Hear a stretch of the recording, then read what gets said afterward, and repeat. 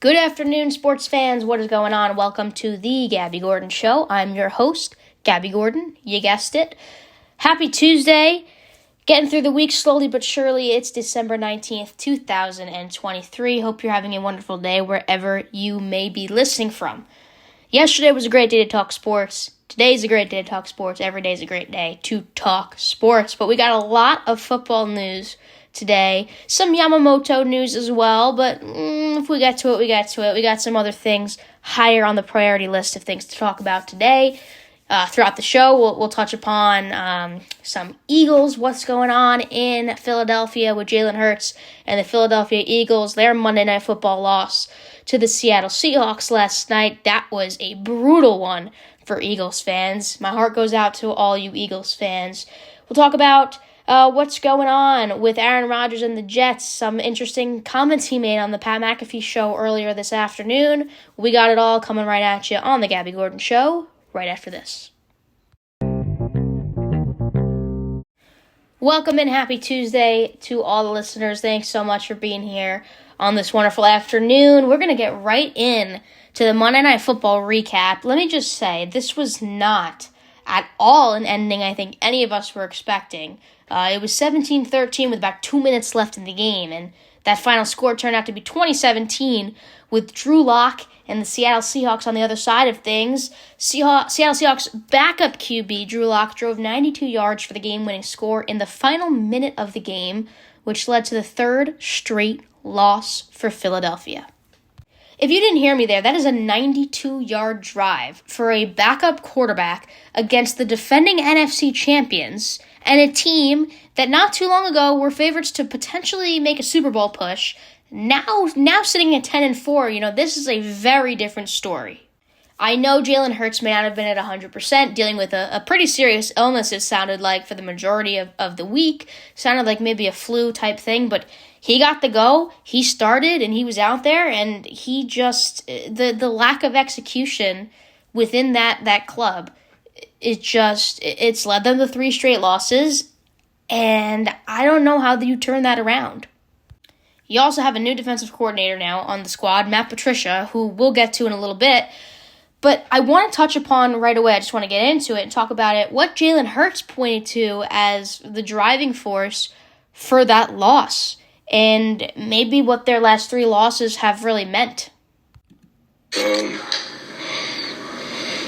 All of that is really irrelevant at this point. We didn't play good enough. I didn't play good enough. We got us. What happened on those 2 interceptions in particular? I was trying to be aggressive in that moment. We had multiple opportunities in the game to open it up, and we didn't do that. I didn't do that. I didn't do my job good enough. Being a lot of that. I just got to be better. Nick spoke about the 2-minute offense in particular. What stood out to you in those situations? I've been talking about execution all year. Been on the same page. Everyone been on the same page, and we didn't execute. I don't think we're committed enough. Just got to turn it around. Whoa. That's my first thought, is just, whoa. Lack of commitment. You don't usually hear those comments coming out of Jalen Hurts. He's a very quiet, very guarded guy. He reminds me a lot of like a Kobe Bryant type press conference guy. You know that quote? Everybody knows it. What's there to be happy about? Job's not finished yet. Job's not finished. I feel like that's very, very much Jalen Hurts' personality. So for him to come out there and almost insinuate that there's a problem going on in that locker room and that he's not happy about it, it's very interesting to me. A reporter did ask a follow-up question in there, asking what he meant by not committed, not being a committed team, and he responded back with, quote, commitment. I don't have a dictionary on me right now, so I don't know how else to say that, end quote. Just to me, I don't see him ever talking like that unless there's seriously something on his mind or an issue in that locker room that needs to be addressed that is causing this lack of communication, lack of execution, and lack of ability to win games. And he did point some of the blame on himself. He always leads in the way that he believes he needs to play better, he believes he needs to make changes, and he believes that he needs to execute better himself. He's not just pointing at the team, he's pointing at the unit as a whole, and he's included in that unit. He did not have his best game. Again, under the weather, maybe not 100%, but, he did try and be pretty aggressive on those 2 interceptions, especially that last one, that game-sealing interception for the Seahawks. To me, that's just not the play you make, and we'll get more into detail with that as we continue talking about this story, but just overall, for him to say, not committed, we're not committed, and we're not executing, and we're not on the same page, and there's so many other ways that he could have said that. To use the word commitment, as a teammate of Jalen Hurts, I'm not sure how I feel about that. As a front office member of the Eagles, I'm not sure how I feel about that. As a coach, I'm not sure how I feel about that. And as Eagles fans, how do you feel about that? That's an alarm that goes off in my head if I'm an Eagles fan. I'm not even a fan, and my alarms are going off saying there is something wrong with their front office, with their organization in that locker room that is causing these problems. Their offense, look, the Eagles' offense is far too talented to play inconsistently like they have in the last 3 weeks of football. They got blasted by the 49ers, blasted by the Cowboys. Those were bad losses, but those are also good teams. The Seahawks are not a great team. They're not a great defense, and they just were able to hold Jalen Hurts in that offense. Doesn't happen every day. If you look at the entire season as a whole, for the most part, they've been off in one form or another. 1 week their defense gets torched. The next week the offense gets torched. The next week the team as a whole gets torched. Then they have a decent game. Then they don't play against good competition. It's like there's some serious inconsistencies going on that I'll just tell you right now, if they continue playing like this, they don't turn it around, they don't figure out what the source of the issue is, they're not winning the Super Bowl. They're not even making it to the Super Bowl. They could be first-round exits. All right, they could be first-round exits. I'm going to say it right there. You heard it here on the show. First-round exit, Jalen Hurts and the Eagles. They don't even look like they want to win a Super Bowl the way that they're playing, the way they're being coached, Nick Sirianni's decisions with Matt Patricia in that game. It's just like there's a lot of things, a lot of alarms going off where it's like, dang, like something's not quite right. So let's talk about Matt Patricia. Under 36 hours before Monday night's game, it was Sunday afternoon, the Eagles announced that he would be calling defensive plays for the Philadelphia Eagles. Players were reportedly notified about the change early in the week, and Patricia led all defensive meetings all week leading up to last night's game, according to ESPN. Clearly, that did not go as planned. Listening to some shows on WFAN yesterday and listening to their take on the game as a whole pre-game, listening to their predictions, them talking about Matt Patricia, saying that, that in itself was kind of like an alarm to go off. Why are the Eagles messing with their defensive coordinator? They're 10-4, they were 10-3. That's a little bit weird. That doesn't make much sense. That's kind of like a panic button, desperation type of move for a Philadelphia team to be doing when they're sitting at 10-3. And so listening to that and then seeing how his debut for the Eagles went, it clearly didn't go as planned. He held Seattle, and the defense held Seattle to just 90 yards before halftime. But the Seahawks outscored the Eagles 17-7 in the second half. And the Philadelphia defense allowed a 10-play, 92-yard drive to take the lead with under 30 seconds left. I mean, you let a backup quarterback, Drew Lock, throw for 208 yards and a game-winning touchdown pass like that. You let DK Metcalf torch your defense with that final drive. You let Jackson Smith and Jigba catch that pass on a man-to-man coverage, single coverage, to give you that game-winning score. You cannot let that happen. And Matt Patricia let that happen. So 33 seconds remaining in the game and a 29-yard touchdown pass from Drew Lock to Jackson Smith and Jigba under Matt Patricia's defense. Who's guarding in Jigba, may you ask? James Bradbury. He had arguably the worst game of his entire career with the Eagles on Monday night. And he did have a few words about his horrendous performance. But let's just say he was picked on in coverage throughout Monday's loss. He allowed 6 of 7 completions for 112 yards and a touchdown and 0 picks. And that also included the game-winning touchdown. So he said, quote, "I was just playing the sticks. We were in man coverage. He just ran past me because I was sitting at the sticks," end quote. In that final drive alone, he gave up 4 completions to Drew Lock. Lock went 4 of 4 for 87 yards and a touchdown, 118.8 rating when targeting Bradbury on that final drive. And they scored 10 points in the fourth quarter, the Seahawks, as Bradbury allowed 5 of 6 completions for 99 yards and a touchdown. My question is, and I'm no defensive coordinator here, I will never claim to be of the minds of defensive coordinators in the NFL. I'm nowhere able to comment on that. But my question is, and a logical one at best, is if you see your guy Bradbury getting killed throughout the entire game on man-to-man, why not change something? That final drive, Locke goes 4 of 4 for 87 yards and a touchdown. A lot of those completions, in fact, I think 3 of 4 of them, and if I'm wrong, were DK.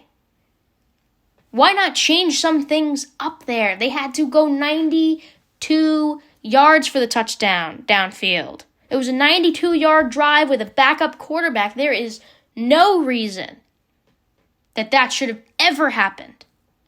And I'm not saying that Drew Lock doesn't deserve that glory. I think he played phenomenal. He deserves all the praise he can get. He stepped up when he needed it, and he showed that the game doesn't get too big for him. Because the Eagles are a great team. You know, they're not playing great, but they were 10-3 coming into that game, one of the best teams in the league. The Seahawks were 6-7, not so good. And Drew Lock being a backup quarterback, not even knowing if he was going to get the start coming into that game. Let's not forget, we did not know who was starting in that game until about game time. It was a toss-up between Geno Smith and Drew Lock. Drew Lock ultimately getting the start. Props to him, but on any normal day when a defense is working and you've got a competent defensive coordinator, that usually doesn't happen. This is a stat that I just can't get over. The Eagles' defense played better as a unit in Matt Patricia's first game as the play caller, allowing 297 yards and 5 yards per play. 135 yards came in the fourth quarter. 135 of those 297 came in the fourth quarter. And guess who was responsible for 99 of them? James Bradbury. 99 of those 135 yards out of the total 297 in the game came from that fourth quarter and James Bradbury. Remember, he got re-signed by the Eagles this offseason and he was playing at an all-pro level. He was playing at an all-pro type level. His days as a starter may be outnumbered, may be numbered, if he keeps up this poor play. We may not see much more of Bradbury on that defense if he keeps up playing the way he is. Because, honestly, I think that if he just didn't fall apart and have the worst game of his career like he did last night, I don't see Drew Lock going 92 yards to score. And, of course, that's not me saying that this loss is on him. Again, you win and lose as a team, and Jalen Hurts said that. But he certainly didn't help. I don't want to sit here and dwell about the Eagles because, number one, I'm not an Eagles fan, and honestly, I don't care enough to talk about the Philadelphia Eagles and their woes and their 3-game losing streak because they're still 10-4. I don't think you need to hit the panic button yet. I think you maybe need to maybe some alarms need to start going off in the heads of the front office and really look into what Jalen Hurts meant by a lack of commitment within the team, and I'm sure that they're looking at that this week in preparation. That's for sure, because Jalen Hurts is not the type of guy to make those comments after a poor loss, and maybe he's just a little fed up with himself, and that's some personal anger being taken out. Maybe he feels that he has an inner lack of commitment, it's just weird to me to see Jalen Hurts make those comments. But it's also even weirder to me that the Eagles organization decides that Matt Patricia would be their savior in their defense. When in reality they were 10-3. Like, teams that are 10-3 don't usually change things. It's very, very weird to see an organization change things within their coaching staff, their coordinators, when you're sitting at 10-3, and people are talking about a potential pretty successful playoff run. So again, I don't want to get into the Eagles anymore today. That's a story for another day. We'll get more information on that, see what they can do in their next game, hopefully turn it around. Eagles fans, I feel for you. And should you be worried? I don't know. I guess we'll have to see. But yeah, that game just doesn't make much sense to me how that all went down. I don't want to discount Brock Purdy. We'll get to Brock Purdy in a little bit. I don't want to discount Drew Lock because he hasn't had the best luck in the league with his career so far. And that post-game interview that he had on the field, honestly, one of the best post-game interviews I think I've ever seen in my life. Maybe one of the best ones of all time. The amount of genuine happiness and emotion that he had on his face after that win, you can't not feel good for him. Regardless of what you thought that outcome should have been, what you thought about, Drew Lock as a whole, regardless, you can't feel unhappy for the kid. And this is what he had to say following that electric final drive. You've told us that it's been amazing to be out here playing again. So what did it feel like to orchestrate this game-winning drive tonight? Oh, amazing won't do it justice. But amazing also doesn't do justice what the O-line, what DK did on that catch, what the receivers did, what Ken Walker, Zach Charbonnet did all game long, the tight ends, man. It takes a special group to rally around a guy that, has come into his second game of the year, right? Used to the same thing all year long, same cadence, same spin of the ball, everything. A team like that, not just the offense, the defense to rally around me tonight, man, that was amazing. It's been a long time. I'm just blessed. Blessed with a great group of guys, a great city, great coaching staff. It's awesome. Like, come on, how can you not feel good for him? The amount of emotion he had, even just in his voice, he was almost getting choked up talking about the team and talking about that final play and that win. And he is really a guy who, it's been a long time coming to have success like that. He even said it himself, not playing that long, you start to wonder, are you capable of doing the same things you used to do? You're watching other quarterbacks in the league and their success, and when you don't play and you're sitting on the bench and your future is really unknown in the league, if you're ever going to get that chance again, you start to wonder, is this meant for me?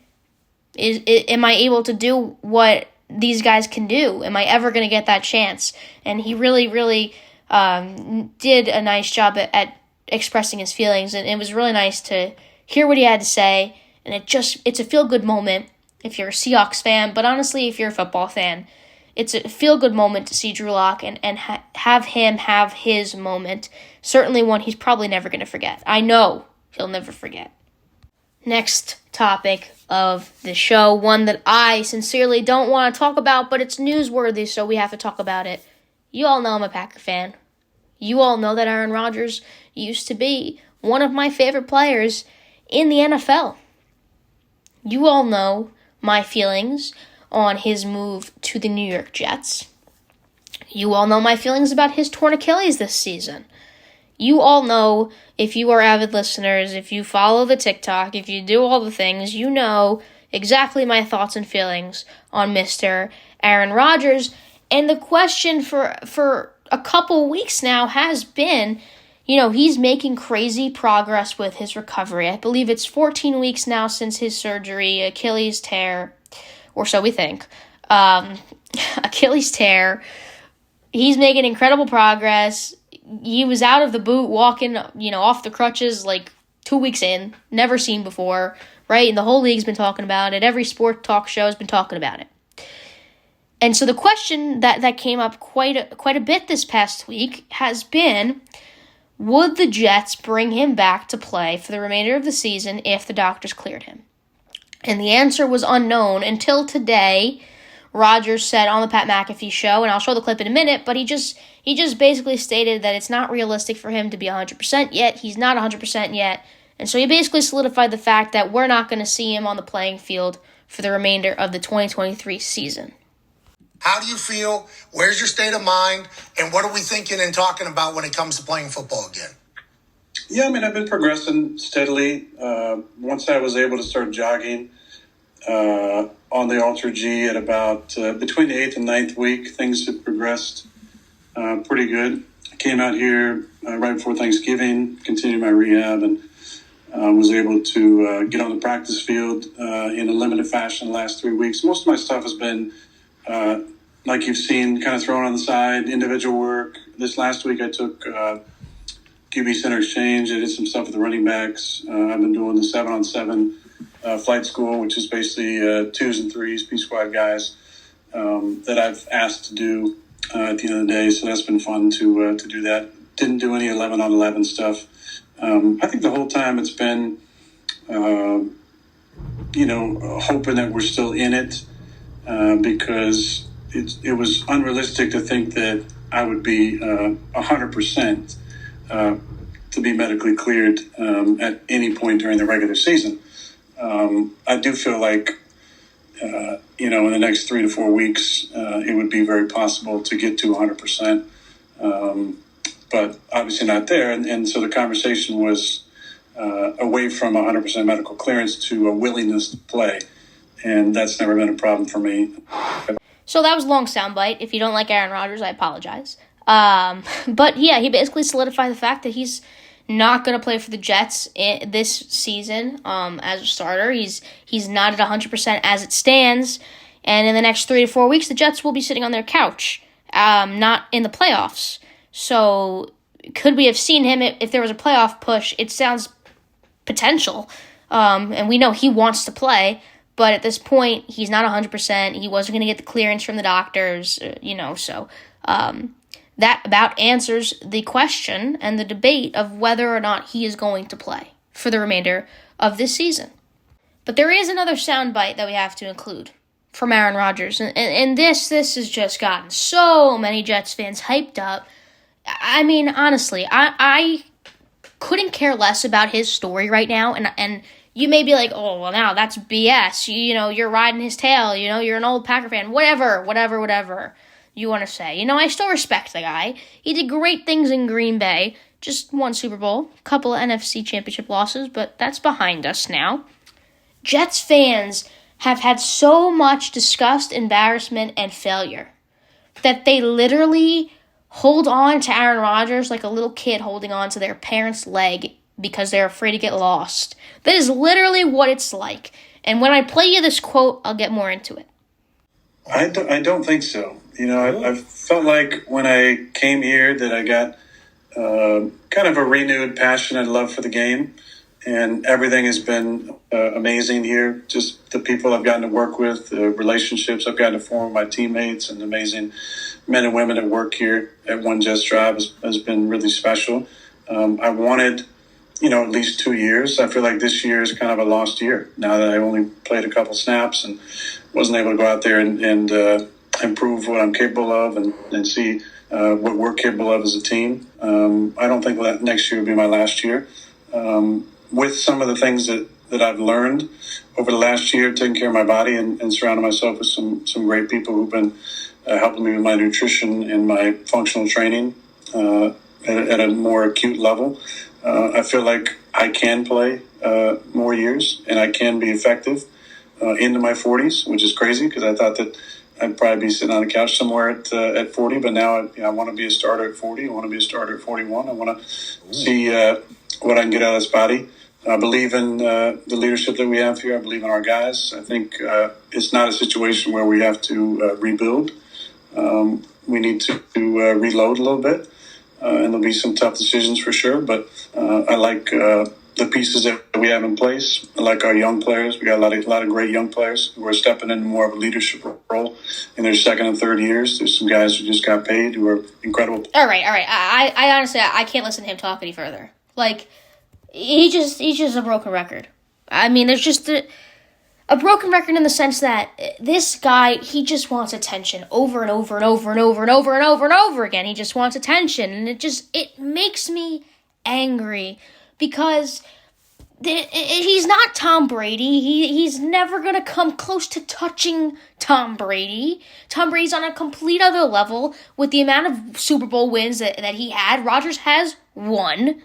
Really not much success after that Super Bowl with the Packers, let's be honest here.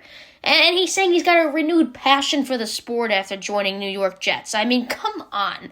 First off, they're the Jets. And I know that they've had no success for a very long time, probably as long as I've been alive, right? And fans have been just absolutely disappointed year after year after year after year, and this year probably tops every other year that they've been disappointed. I get that. I have the empathy for the Jets fans. I'm not a cold-hearted individual who's going to sit here and say that the Jets fans are crybabies and deserve nothing in this. They deserve success, all right? They deserve a moment. They deserve a chance to look and be like, that's my team, and I'm proud of it. And they haven't had that in a very long time. So I understand that the whole Aaron Rodgers to New York thing was huge, but it's not anymore because he's saying things and he's looking into the future, and you know it could change tomorrow. You know that what he says today can be completely different tomorrow. It could be completely different the next day, and the next day, and the next day. This is the same guy with all that COVID vaccine drama. This is the same guy who had the media on him the entire offseason when we had no idea what he was going to do, from the Packers to the Jets to the Broncos to all the questions surrounding where he was going to spend the 2023 season. To the guy who brought up all these questions about whether or not he was coming back to play this season, when in reality, based on what he said today about him not being 100%, it only being 14 weeks tomorrow, only being 14 weeks from the day of his surgery, needing about 3 to 4 more weeks of recovery, he knew that. He knew he wasn't playing again this season. Come on. He knew he wasn't playing again this season. He leads people on because he likes the spotlight. And he hasn't had the spotlight because he hasn't played. He's addicted to the spotlight. He's addicted to the media. And that is what he is.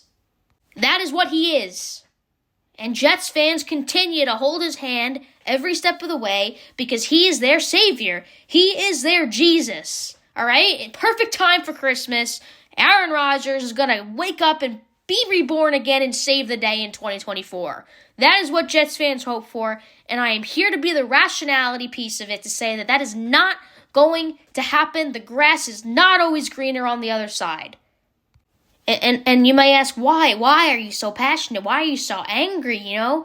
Well, number one, I mean, this guy thought the grass was greener on the other side of New York. No reason he couldn't stay at the Packers. I mean, I'm glad he's gone. He's got so much baggage that comes with him. And all his controversies and all his stories that come up in the media every single week, even when he's not playing. Let's be real here. The only reason the Jets are being talked about is because of Aaron Rodgers. Do you think that sports talk would give as much effort to cover the New York Jets and their horrendous season if Aaron Rodgers was not their quarterback? The guy who has not even played more than a single drive this year is the talking point of an entire organization. What does that say about the organization itself? What does that say about the New York Jets themselves? It says it is a clown show, dumpster fire, and that it is not going to change in a few months when Aaron Rodgers steps back on that field. I'm sorry, it's not going to change. If you take the team that they have right now, the exact team they have right now, and you swap out Aaron Rodgers for Zach Wilson, do you see them winning games still? I don't. Aaron Rodgers may make players better because of his elite ability. He's a Hall of Fame quarterback. I am never going to discount that. He's a Hall of Fame quarterback through and through. He is a phenomenal talent, and what he's done in the league is great. But if you put him in right now, pretend that injury never happened, if you put him in with the exact copy of it that they have in this moment, do you see them making the playoffs? Because I don't. The team is terrible on all sides of the ball. Their O-line is completely demolished. Aaron Rodgers would be getting killed on every single play. Zach Wilson gets killed on every single play. The poor kid had to come out of the game because he had a concussion. Getting absolutely murdered behind there. His O-line can't do anything. Do you think things would legitimately change that much as a Jets fan, if you're listening? Do you think things would change that extreme and that he would truly save the day, be the savior, if he came in right now at the exact team that you have? With the exact offense, the exact special teams, the exact O-line, the exact defense, do you see him making a miraculous change? I don't. Maybe that's just because I have a little bit of bad blood with the guy. I don't know. But honestly, the Jets are going to jet. There's going to be a new story in 2 weeks from now. Something's going to happen. Whatever. We're going to be back in this spot talking about Rodgers again. And you know what? It's good for sports talk, but it's not good for football. Who wants to hear about this? Who? The guy knew he wasn't going to play the rest of the season. He led every Jets fan on because that's what he does, because they all hold his hand the entire way, look up to him like a father, because they haven't had success. This is their biggest exciting story in years, in a decade probably. That's the New York Jets. Give a round of applause to the New York Jets, because Aaron Rodgers is going to save the day. Honestly, I need to regroup after this whole segment. We'll be back right after this.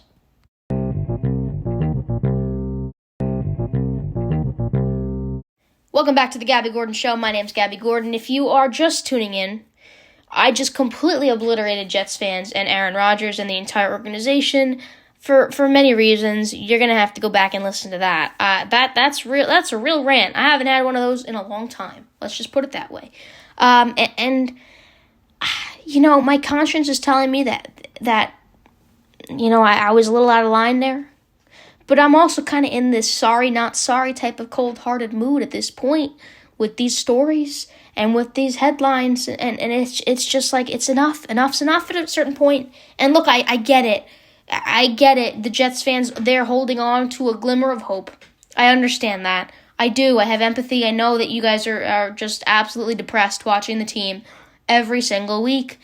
As a Packer fan, I'm starting to experience it myself. The first kind of bouts of failure within the Packers and their offense and their defensive decisions, and Joe Barry's a mess. We're not even going to get into that. I get it. So I have empathy. But my rationality and my reality is a little bit different from the Jets fans and from maybe your reality. So we're going to agree to disagree on this one. We're going to move on from that little skit. Not even a skit. That was a full-on rant. We're going to move on from it. We're going to keep Rodgers and the Jets out of the remainder of the show. We're going to finish off strong, and we're going to have a great rest of our Tuesdays. I want to take a look at the Thursday night football game this week. Thursday night football, the schedule this week, it's looking like, let me just pull it up, give you some of the specifics here. Okay, so week 16. Can you believe we're in week 16 of football already? Week 16. That's crazy. The season goes by way too fast. So this Thursday, December 21st, on Amazon Prime Video, the 7-7 Saints will be taking on the 7-7 Rams. The Rams are the home team for this one. Again, that's going to be on Amazon Prime Video at 8:15 p.m. Eastern Standard Time. Kind of a snooze fest, if you ask me. I mean, they're both 7-7. You know, they're playing, but you know, well, you know, it doesn't excite me. It doesn't excite me. This game's going to be at SoFi Stadium. Let's just take a look at how these teams stack up against one another. So, the Rams offense ranks 8th in the NFL, while the Saints offense ranks 14th. The Rams defense ranks 18th, Saints 11th. The Rams passing game is 11th, and Saints is the 14th. And the Rams rushing game is at 11th in the league, and the Saints are 19th in the league. The last time these teams met was November 20th, 2022, when the New Orleans Saints took the win at home 27-20 over the Rams. According to FanDuel Sportsbook, the Rams are favored to win this game, 65% to 35%. So we'll you know, I'm probably going to take the Rams for this one. Although I do believe this could be a very much back and forth game, very low scoring. I really don't think this is going to be a high scoring type of exciting Thursday night football game leading up into the holiday. We do have a very, very exciting holiday gift on the schedule. Very exciting holiday gift on the schedule. I'm just going to pull it up for you here. Christmas Day. That's right. Christmas Day. Monday, December 25th, the game of the year without a question. The 11-3 Baltimore Ravens at the 11-3 San Francisco 49ers. 8:15 p.m. Eastern Standard Time on ABC at Levi's Stadium. Last time these teams met was December 1st, 2019. Very different teams. And Baltimore took the win 20-17 as the home team here. But this has got to be the game of the year. It's got to be the game of the year. I know I skipped over Thursday Night Football real fast. Honestly, I'm looking forward to this game like you would not believe. This is going to be some great football. This is going to be a statement-making game for Brock Purdy and Lamar Jackson, to each their own there. Statement-making. These are the best teams in the league right now. I think the 49ers are the best team in the entire league. They have so many playmakers. I don't know if you saw Christian McCaffrey on the Manning cast last night for Monday Night Football, but he is just so knowledgeable as a player. It's really, really interesting to listen to him talk and analyze plays as they're happening. Then you got Brock Purdy, who's been in MVP conversations, Christian McCaffrey, who's been in MVP conversations. You've got George Kittle, you've got Nick Bosa. I mean, all of these guys, they have to be the most well-rounded team in the league, and I think they're the best team in the league. And I mean, if they can win the division, if they can clinch that division and get that first round bye, I don't see why they can't win this entire thing. Staying healthy is big for the 49ers. Staying healthy is big. They have to stay healthy or the story changes greatly. So that first round bye would mean a lot to them if they can get that division clinching bye. That would be huge to them to play and then get that home field advantage as well. I think they can pull it off. If they beat Baltimore on Monday, I think we could be looking at the future Super Bowl champions. Don't mark my words. Don't mark my words. Don't hold me to it. Don't chain me down to that statement. But I'm just saying, I wouldn't be surprised if they take this whole thing and run with it. They've got the tools. They've got the pieces. If any time to win the Super Bowl for the San Francisco 49ers, it's right now. And if there's any non-quarterback that's going to win the MVP, it's going to be Christian McCaffrey. I know that there's been some people saying Tyreek Hill in there, whatever. I think it's CMC all the way. I don't think you can pick another player that's worthy of MVP besides Christian McCaffrey. On the non-quarterback side. Quarterback side, Brock Purdy's in the conversation too. When you've got two players on the offense who are both in the running for NFL MVP, that says a special thing about your team. That's why I'm so confident that they can win this whole thing. I am so confident that they can win this entire thing. Could you imagine Christian McCaffrey winning MVP, Super Bowl MVP, and just taking it and running with it? He has not always had the most success. He's been injury plagued on many seasons. You know, escaping the Panthers was the greatest thing for his career. Could you imagine what he would look like as a Panther right now? Maybe that would help with their overall offense a tiny bit. Maybe that would help Bryce Young out a tiny bit. But, man, what a time for his career. What a time for him right now. Even if they don't go to win it all, just what a time for his career. He's a good guy. You know, I love to hear him speak about the game. He's just so knowledgeable. And you feel good for a guy like him. Very, very excited for that Monday night game. That's our Christmas Monday night game. So that's a real nice Christmas present by the league. I also like the Giants-Eagles. I'll tell you, 5-9 Giants at the 10-4 Eagles on Monday, December 25th at 4:30. That one's on Fox. That's going to be an interesting one, too. The whole Tommy DeVito stuff, the Eagles are favored 85% to 15% right now. So they are the clear favorites. Obviously, they should be the clear favorites. They've gone through 3 straight losing losses. We know that there's an issue going on there we haven't quite touched the surface of yet. But they're the Philadelphia Eagles, and also they're the New York Giants. right? The Giants are the Giants, and that's really not going to change. I don't think that this is going to be a huge upset for the New York Giants. Could this game be particularly close? I could see it. Do I think the Eagles are going to lose 4 straight? This one being to the New York Giants? Can't really see that happening.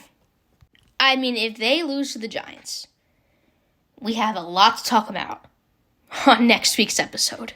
We have a lot to talk about. This is going to be the Monday game. The next show is going to be on Tuesday. Remember, we have every show every Tuesday. Man, will we have a lot to talk about if the Eagles drop to the Giants on Christmas Day. That is going to be a story that we may spend an entire episode on. That would be insane. But it could happen. Crazier things have happened, and I don't know if I'd be so incredibly surprised based on how they played last night against the Seahawks, because I really don't know what to expect anymore from Jalen Hurts and the Eagles. And if James Bradbury still has the starting job, it could be anybody's game on the Giants offense. So we'll see what happens there. That's going to be a nice one. So we got 2 nice games for Christmas Day, and then, of course, Raiders-Chiefs. Not as excited about that one. The Chiefs have just been playing mediocre football, and the Raiders are the Raiders. So let's look at the rest of the holiday slate. December 23rd, Bengals at Steelers and Bills at Chargers. Then Christmas Eve, Sunday. The 1 o'clock games would be the Colts at the Falcons, the Packers at the Panthers, the Browns at the Texans, the Lions at the Vikings. That one will be a fun one to watch. Commanders at the Jets, and Seahawks at the Titans. That's your 1 o'clock slate. Getting into the late afternoon, 4:05 would be the Jaguars at the Buccaneers. 4:25, Cardinals at the Bears. Snooze fest there. 3-11 and a 5-9 team.